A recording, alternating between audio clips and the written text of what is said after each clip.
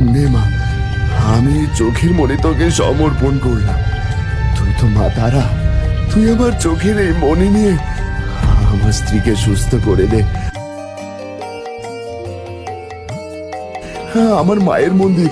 মা, মারে, আমি আসছি তোর কাছে।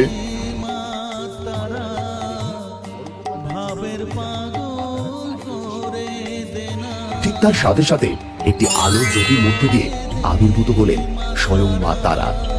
হরগোপাল, মা, আমি তোর ভক্তিতে প্রসন্ন। তুই আমার আসল ভক্ত।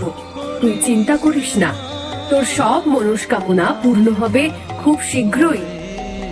সঙ্গে সঙ্গে মা তারার পায়ের কাছে হরগোপালের সমর্পিত তার চোখের মণি উঠে গিয়ে হরগোপালের চোখে লেগে গেল। তুই চিন্তা করিস না, সব ভালো হবে।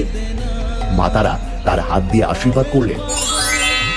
হরগোপাল ও তার স্ত্রীকে একটি আলোর জ্যোতি এসে হরগোপালের স্ত্রীর শরীরে লাগতেই সুস্থ হয়ে গেল জয়ন্তী, এবং সঙ্গে সঙ্গে মা তারা সেখান থেকে অন্তর্ধান হয়ে যান।